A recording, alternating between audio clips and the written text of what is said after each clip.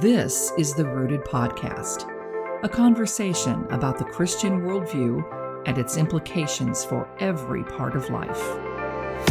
The Rooted Podcast is hosted by Steve Royce and Braydee Johnson. Together, they have over 2 decades of experience in the business and tech industries and share a desire to help others filter all of life through the Christian faith.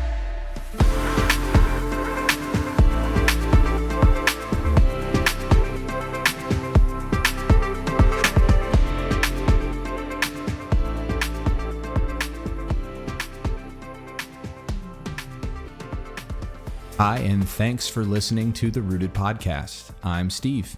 And I'm Braydee. And on this episode, we'll take a closer look at the second step of our sales process evangelism method that's all about building rapport and setting the stage for the rest of the conversation. By the way, if you haven't already subscribed to our podcast on Google Podcasts or iTunes, go ahead and consider doing that. You'll be immediately notified whenever new episodes come out. And if you've been listening for a while, please do consider leaving us either a rating or review. And tell someone else about the podcast. That really helps us out. And also, if you have any questions or a topic that you would like for us to cover, you can email us at podcast@rooted.productions. So in our last episode, we focused on how to put ourselves in way of more spiritual conversations by using some more broad questioning to brainstorm ideas and then running those ideas through a couple of our filters. Is it targeted, and is it varied, and is it sustainable long term? Mm-hmm. And rather than us, tell you what you need to be doing, we felt like this would be an approach that might help you dial in what would work best for you in whatever context that you happen to find yourself in. And like we mentioned in that last episode, looking for new opportunities should be an always on kind of thing. It's not just a one and done method. And so with that in mind, we wanted to, carry the ball forward a little bit into the next phase of the sales process, which is, if you'll recall from episode 4, it is building rapport and sort of establishing the relationship and what are you here for and what can I help you with, all those things. So in the evangelism context, that is basically the beginning of a spiritual conversation and just trying to get your arms around what is the intent or the purpose of this conversation? What are the goals that the other person has or that I have? And how do we get going? How do we get some traction? So let's say that you have tried, one or even several lead generating, evangelism or spiritual conversation generating ideas out from our last episode that you have thought up and that you think would work. And maybe, you're just out and about doing your thing in your normal everyday life. And suddenly, maybe to your amazement, there's someone standing in front of you and they're interested in talking about something spiritual. So what in the world are you supposed to do now? Yeah, that's our question. And don't freeze. Exactly. So we should caveat though, because in writing the episode before we recorded, one of the things we wanted to make sure that we conveyed is that everything we're going to talk about certainly would work if you're just beginning a conversation with a stranger or someone that you've just met. And we want to make sure that everything is applicable for that. But we also want to make sure that these are also applicable in case you are in the midst of an ongoing conversation with someone that you know or have known for years, like a family member or a close friend. All that the principles that we're going to share in today's episode would require is just a little bit of critical thinking and tweaking on your part, and we feel like they'll all fit. So that's where we're headed today. Yeah, and really today's episode, we want to be able to leave you with some very specific ideas that you can immediately apply that will get your conversation either up and running without you feeling like you have a script memorized or that you need to have a script memorized. And really, it's so much simpler than that. But often it's difficult to do very well. Yeah, it is. It's one of those simple to talk about, but it's maybe a little bit more intimidating to actually do until you get some experience doing it. So to help with that, I thought it would be interesting to maybe demonstrate how some of what we're going to talk about works in real time. And then we can kind of break down what just happened. And for the record, Braydee has no idea what I'm about to ask him. So this is he's giving me the side eye right now. He has no idea what's going to happen. So here we go. I'm going to initiate a conversation with Braydee. You ready, Braydee? I'm ready. Okay. So here we go. Braydee, tell me about your day this morning, starting with breakfast. Did you have breakfast this morning? I did have breakfast. I had a nice big bowl of Cheerios. Do you normally eat Cheerios, or is this a new venture for you outside of your norm? Every once in a while I have cereal. I tend to have bagels or toast. So why do you gravitate toward those? I like savourier meals a little bit more. So going for the sweet cereal, I tend to shy away from that more often than not. So I know with me, I tend to grab toast or something because it's something I can scarf during my commute while I'm in my car. Is that something that happens with you too? Yeah. Sometimes it's the quick, easy meal. Right. So tell me a little bit about your commute. How long is it? What's it like most days? Well, most days, fortunately for me, it's about 4.5 seconds from the kitchen after getting breakfast to my office in my house. I have remote work. And then when I do go to the office, it depends on the time I leave. If I'm going to the office, it can be anywhere from 25 to 55 minutes with traffic, straight on the 101. Yeah, that's just straight up gross there, dude. Yeah. So obviously, both remote and commuting to a place offsite have their pros and cons. Yes. So for you, which one do you prefer and why? I'm definitely a fan of the remote work. I can tend to get a lot more focus done, and I have a couple extra hours out of my day that can either go towards more work, more personal stuff, and I tend to feel less stressed when I'm working from home. So, okay. And I don't have to deal with the rush hour stop and go traffic. Mm-hmm. And scene. Okay, so that was just a sort of random conversation, but I was very purposeful in some of the questions that I asked and in even just how I approached it. So I want to ask Braydee before we move on, based on what you just experienced, and I want you to be honest, how would you rate me as a listener? And do you feel like I was with you and tracking with what you were saying during that conversation? Yeah, I think so. What did I have for breakfast this morning? You had Cheerios. Yeah, no, I think it was great. The fact that you took what I was saying and you reapplied it with further questioning, kind of probing a little bit deeper to kind of uncover a little bit more about my day. Yeah, so we started with what you ate for breakfast, but then by the time the conversation is over, I know when you commute, how you commute, what that's like for you, why you like it, why you don't, and a little bit more about how your day is structured and your work-life balance and all those different things. So we went from something pretty innocuous to a little bit more actual detail about your life. And in that short conversation, the reason we did it is because I wanted to illustrate some of the principles that we want to leave you with in this episode. And the biggest one for this particular illustration sort of applies right to our very first principle.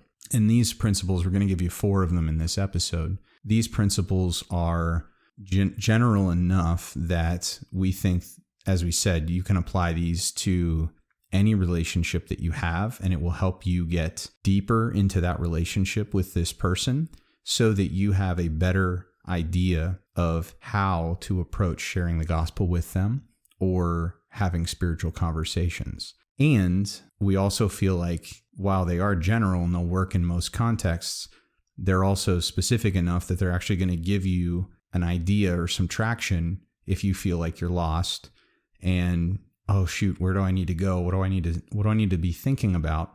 These are going to get you on track, and they're going to help you, I think, move closer to where you ultimately want to be in the conversation. Definitely. So principle number 1, we're just calling get some context. So let's say that you find yourself about to have a conversation about something spiritual, and you maybe don't know this person particularly well. Or if you do know them, maybe it's just that you've never had this kind of a conversation with them before. They might be a coworker, someone that you usually talk about different things with, not necessarily spiritual things.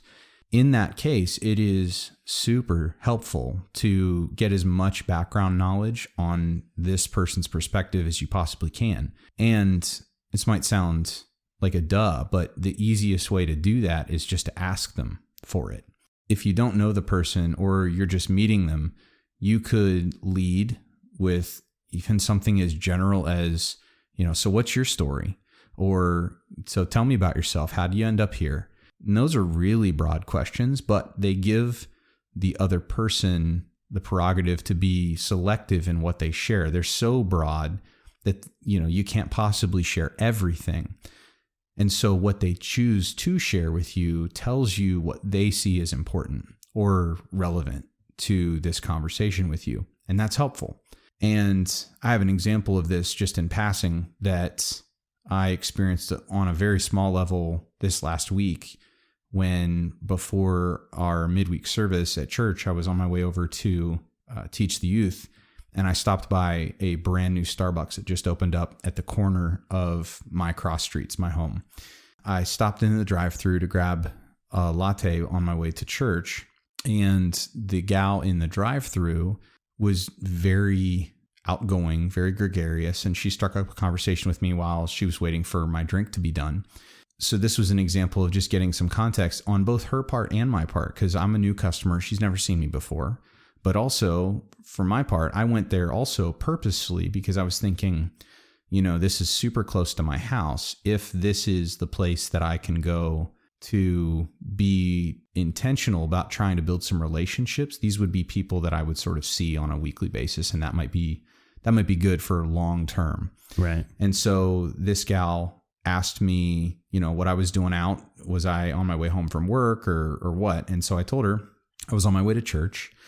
And then she asked, "Oh, so what's going on tonight?" And I just told her, well, we're having our midweek service, and I'm on my way to teach the youth. And she asked, "Well, what ages?" And I said, "Well, junior high and high school." And then we sort of struck up a conversation about, how important it is for youth to have mentors and positive influences in their life. And that just kind of got me thinking. She asked where our church was, and I saw it's just down the street. It was like a mile away. And then kind of awkwardly, she offered that, well, I used to go to such and such a church, which is a church that if you live in our area, you would know. And then she said, but that was a long, long time ago. And I honestly, for a second, I was thinking to myself, why would you feel like you needed to offer that? Other than maybe you feel, I don't know, guilty or something that you're not currently going to church. But I just sort of, I let it pass. I didn't focus on it too much. But I now know as a result of that conversation that she has some sort of church experience in her background. And if I see her again, because she told me, well, I'm here most Wednesday nights, so maybe I'll see you again. And I plan on going back now on a pretty regular basis, and maybe can continue that conversation with her in the future. And maybe it'll go somewhere. Maybe she'll end up visiting our church at some point. So that's sort of the roadmap. I'm trying to see how God leads to steering the conversation in that way. But that's a good example of how just getting some background and just learning about the other person can begin to turn the wheels and open up opportunities maybe to future conversations, even if nothing overt happens in that conversation. And obviously, I'm not the best example. Jesus is. And so there was a much better example of this that Jesus did in John chapter 4 with the Samaritan woman at the well.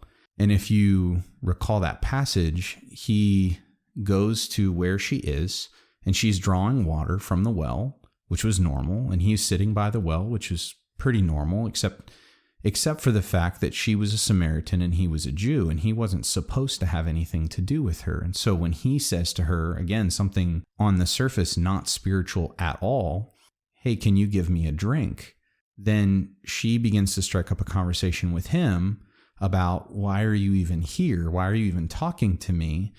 And then he's able to share with her that, well, if you knew who you were talking to, then I've asked you for a drink, but you would actually be asking me for a drink because I have living water.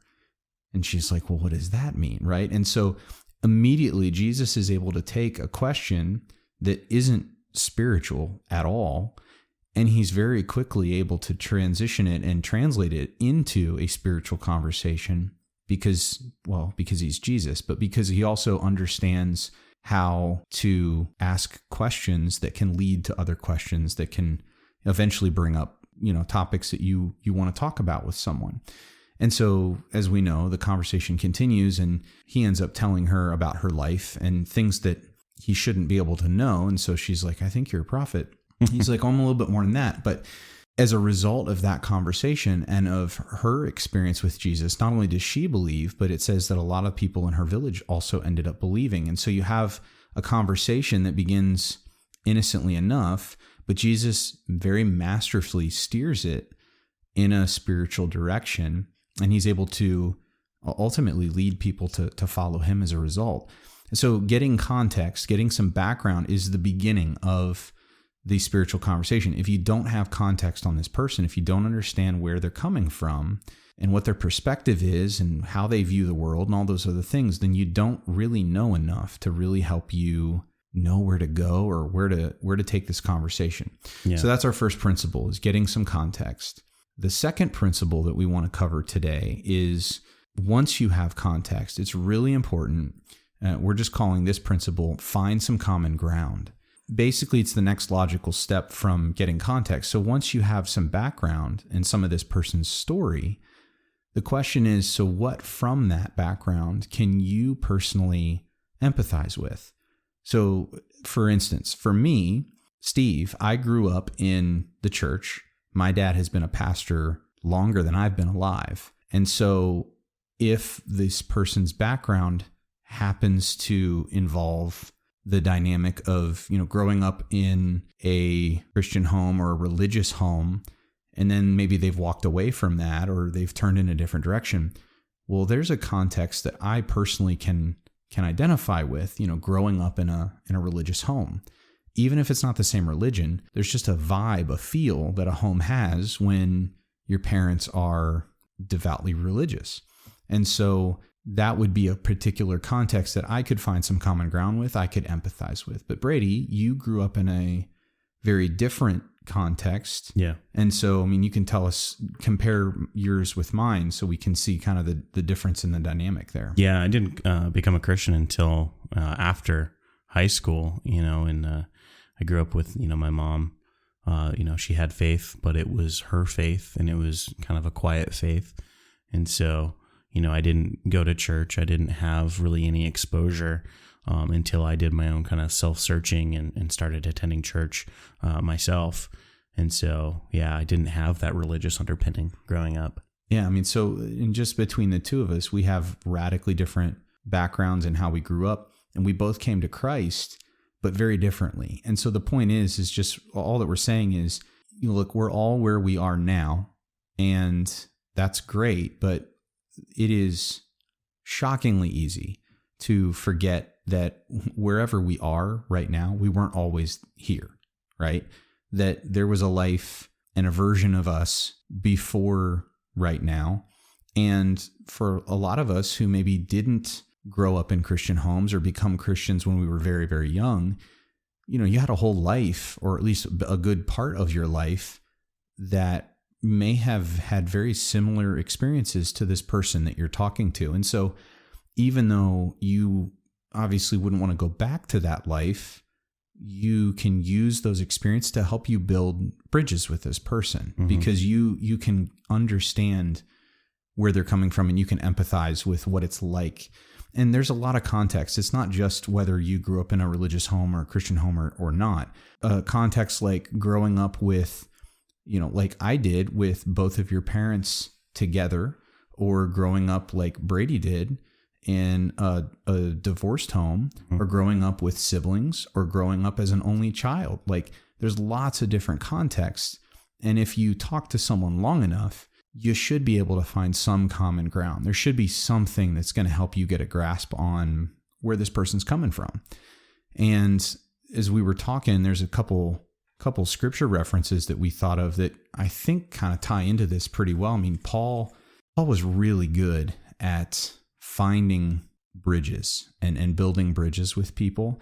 In Acts chapter 17, in particular, he was amazing at this, I think. So he gets in Acts chapter 17, verses 22 and 23. It says, "So Paul, standing in the midst of the Areopagus, said, 'Men of Athens, I perceive that in every way you are very religious. For as I passed along and observed the objects of your worship, I found also an altar with this inscription, to the unknown God. And what therefore you worship is unknown, this I proclaim to you.'" And that is an example of where Paul is finding common ground with people from a very different culture. He's a Jew. They're Greeks. He worships the one true God. They worship every other God except the one true God. And yet Paul's able to find common ground with them in something so general as saying, "Hey guys, it sure seems like you're real religious. Hey, me too." And that seems like the most general comparison that could possibly be made. But that's where that's what he has to work with. So that's where he starts. Yeah. He starts with the very, very general, and then he moves into the specific, because from that general statement, he's able to then say, you even have an altar here to an unknown God in case you missed one. Mm-hmm. I know who that God is. Let me tell you about him. And he turns some common ground of, hey, we're both religious. I understand what that's like, to let me tell you about this unknown God that you have this altar to over here. Yeah. And you also have, 1 Corinthians, 9, verses 19 through 23. He says, "For since I am free from all, I can make myself a slave to all in order to gain even more people. To the Jews, I became like a Jew to gain the Jews. To those under the law, I became like the one under the law, though I myself am not under the law, to gain those that were under the law. To those free from the law, I became like one free from the law, though I am not free from God's law, but under the law of Christ, to gain those free from the law. And to the weak, I became weak in order to gain the weak. I have become all things to all people, so that by all means I may save some. I do all these things because of the gospel, so that I can be a participant in it." And this just goes back to that context of being able to find that common ground. Paul was able to fit in with each of these different groups of people and find that common thread. Yeah, Paul didn't expect them to make the leap to where he was. He went out of his way to try and find them where they were, mm-hmm. and then build bridges to where he wanted to go. And I think not only is that biblical, because we see Jesus model it as well with the woman at the well, we see Paul model it in several places, but in a way, it's also biblical in that, isn't that exactly how God viewed and treated us, mm-hmm. right? That he didn't expect us to come to him on terms that he knew we could never meet or live up to. He came to us and he built the bridge back to where he wanted us to end up. Thank you, Jesus. Right, exactly. And so that's a really important principle of finding common ground with this person. We've talked before just about how it's unfortunate that as Christians, we maybe unconsciously can fall into this trap of expecting people who don't know Jesus to behave like Christians. Like we want them to be moral and to make moral choices and to act as if they're a Christian, even if they're not. And really, even in this conversation reminded me of just that's a really unrealistic expectation. In fact, I'd say it's an unbiblical expectation, right? Mm-hmm. Because if they don't have the Holy Spirit in them, you can't expect them to act as if they do. That's just not a capacity that they have yet.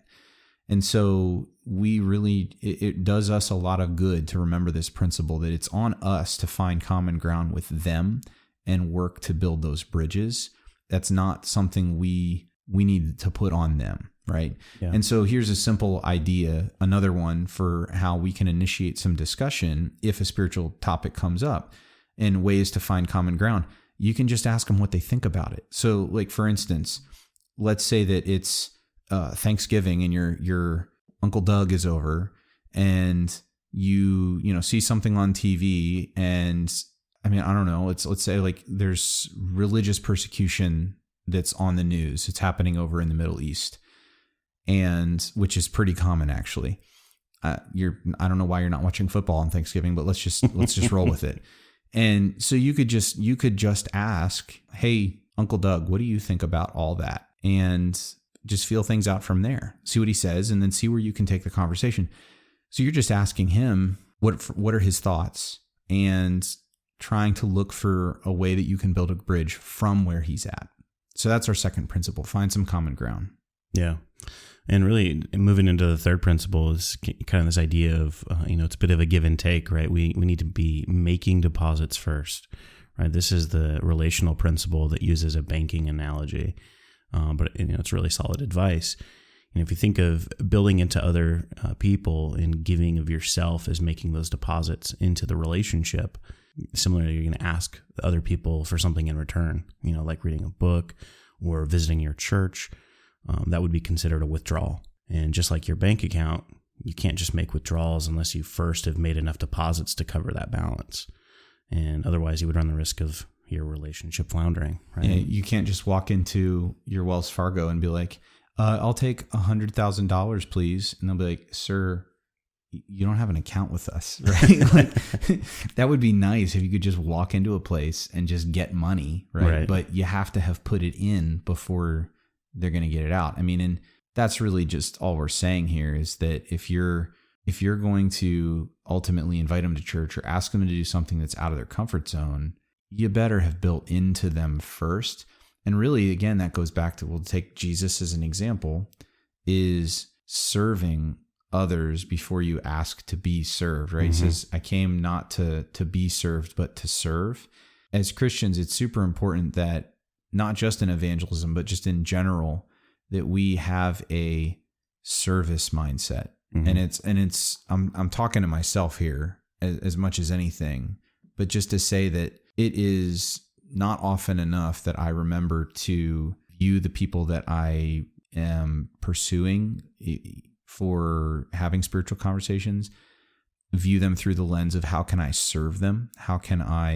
What can I do for them that shows them who Jesus is before I ask them to follow Jesus, right? Otherwise, I'm asking them to follow someone that they don't know. Right. And that doesn't make any sense. Yeah. And, this moves into principle 4, and this is, looking for how their context informs their spiritual perspective. Part of the reason you're going through this process, building up this context, and before you launch into a monologue or, you're sharing your testimony, is you really want to help understand how or if the things that you have in mind are even relevant to this person in this conversation at all. And you can take some time, get to know them on a personal level, and then you're looking for that common ground. You're going to be in a much better position and be able to make, those direct connections to either, life experiences and not be able to, or not have to guess or throw a bunch of stuff at the wall and just hope that something sticks. Yeah, exactly. And that's really what everything else up until this point is building toward, is trying to understand their spiritual perspective or their perspective on spiritual things. You need to understand who they are and what they've experienced in order to understand why they have the perspective that they do. Right. And so at this point, then the question becomes, how do we use, some critical thinking to apply what we now know about this person to what they've said about their spiritual perspective? If we've heard them make comments about God, or if we happen to know that, like with this gal at Starbucks, that she used to go to church, but now she doesn't. Well, there's a reason for that, right? And it's part of her story. I don't know that story yet. Once I do, I'll have a better understanding of why she is where she is in terms of spiritual things and where she is spiritually. And I'm going to just throw a shout out to my wife at this part, because what I'm about to say leans heavily on many, many conversations that she and I have had over the years. My wife happens to be a licensed clinical social worker for the state of Arizona, and she does counseling. She's actively a counselor right now, actually. And so this is just part of what she has said, even just about understanding people and getting to know them and understanding context is, and I don't want to say this to suggest that you or I need to be, or honestly should even attempt to be, a pop psychologist when we're talking with people. But all I'm saying is it is pretty important to notice the big things that they have shared with you, at least so that you can have some grasp on how that may, and may is the operative word here, it may or may not, but that what they have experienced in their life may be affecting the way that they see things and the way that they approach things. So let me give you an example. For instance, let's say that this person that you're talking to, that you either know or they have told you at some point that they grew up in a home where it was just them and their mom and their 3 siblings, and that their biological dad just never even wanted, he was never around, he didn't want to see them, never gave them any impression that he wanted to get to know them at all. Well, it would be I think a big mistake not to take that into account when they also happen to tell you that they don't believe in the God of the Bible because in the Old Testament, he's capricious, he's selfish, he's petty, he's cruel, all those things. And the reason is that, and I think we all know this in our head, it's just not always something that we apply, is there are levels to conversations. There's the text and then there's the subtext. And what I mean is if anyone, just anyone on the street came up to me and they raised that same objection about the God of the Old Testament, my first move with that person might be, okay, well, let's go look at the Old Testament passages and let me begin to demonstrate that when you really look at the passages and you understand them in their context, that God is not the person that you're claiming that he is. But if I did that, that would only be addressing the text, so to speak, of the conversation, what they've actually said out loud. But if I know this person, this particular person and their background, what I should be thinking about is how their experience of growing up with an unloving and a distant father has probably had a significant impact on their ability to conceive of God the Father as a father in a proper way. Their experience has tainted how they understand fathers. And they haven't said that out loud. That's not the text, that's the subtext. But that's a clear subtext that's framing the discussion, and that's way too important to ignore, right? So it doesn't mean that there's always going to be something that cut and dried or that obvious, but what we're saying is that you have to know what their context is and their experience is so that you can begin to make those connections, not so that you can undermine it, but so that you can, or use it against them somehow, but so that you can, as we said before, find that common ground and empathize with them.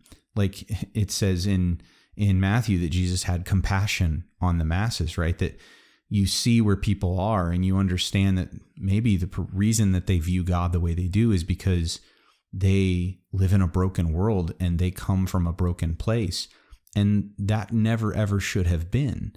And so we can feel for that person and understand that the reason that they have the perspective is because things in their life were not the way that they should have been. And because we feel for that person, we now can pray for them and in that way. And that empathy is going to allow us to be able to build bridges and be able to try and not just share the gospel, but really to bring healing to their life. Yeah. And, as a quick recap, we're talking about 4 principles. We have principle 1, get some context, start those conversations. Principle 2, find some common ground. From that context, you really should be able to find those underpinnings, things that you have in common that can continue to drive that conversation further. Principle 3 is making those deposits first. You don't want to be withdrawing from that empty bank account and ruining that relationship. And then principle 4, we want to look for how their context will inform their spiritual perspective.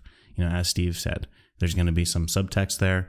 Really, through these principles, you're going to identify that and be able to tie that all together to really help further kind of these next few episodes that we're really going to dig into. This really becomes pivotal, and really this just kind of boils down to asking them good questions and then letting them run with it and just being a good listener. But these are just some of the initial questions that are really going to get that ball rolling. And, as you're kind of gathering at this point, depending on how much of the conversation you're able to have, this process could take a long time. It could take years. And, just to get into that meat of the spiritual conversation. And if you rush ahead because you're afraid of just never having them make a decision, then you haven't really taken the time to develop a relationship. And you really risk kind of short-circuiting kind of the process that you follow and really undermining that goal of getting them to really seriously consider that Christian worldview that we're coming from. Yeah, there's another sales principle that just popped into my head that we teach salespeople, and it's go slow to go fast, right? It is if you rush ahead because you're so anxious or afraid, if I don't push for the sale now that I'll never make it, you completely undermine the entire process. Yep. And if you're afraid that this person's going to get hit by a bus, and so I got to share the gospel with them now. I gotta lay it all out there and ask for a decision right now, and I don't have a relationship with them yet.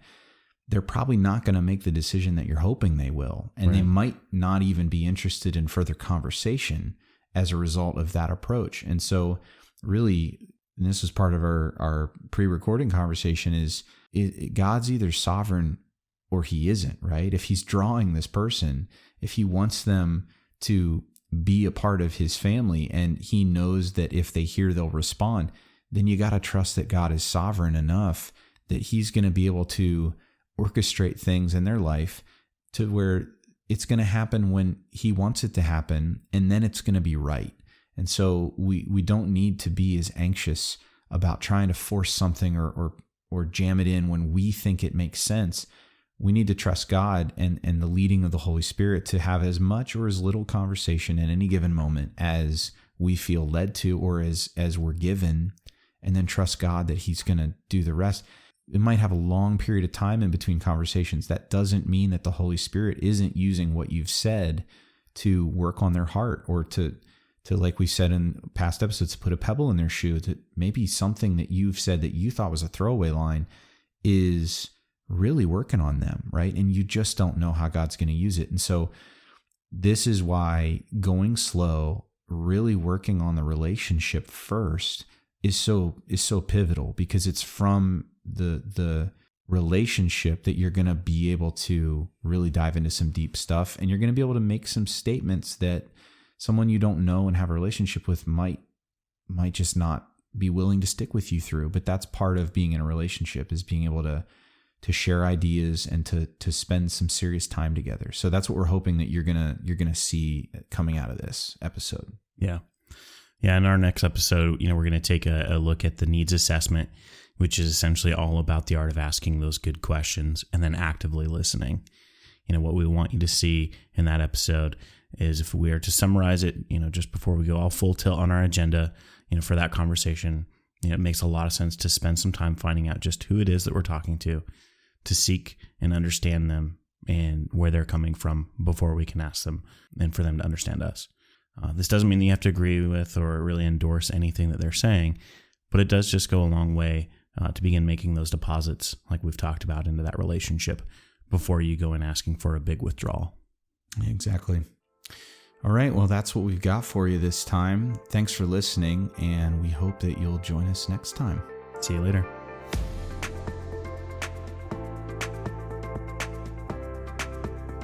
Thanks for joining us on the Rooted Podcast, a creation of Rooted Productions and an affiliate of the Oasis Church in Gilbert, Arizona. For more information about the podcast, or to submit a question or comment, please visit us at rooted.productions. Follow us on Instagram at rooted.productions, or email podcast at rooted.productions. That's rooted.productions. We hope you'll join us next time.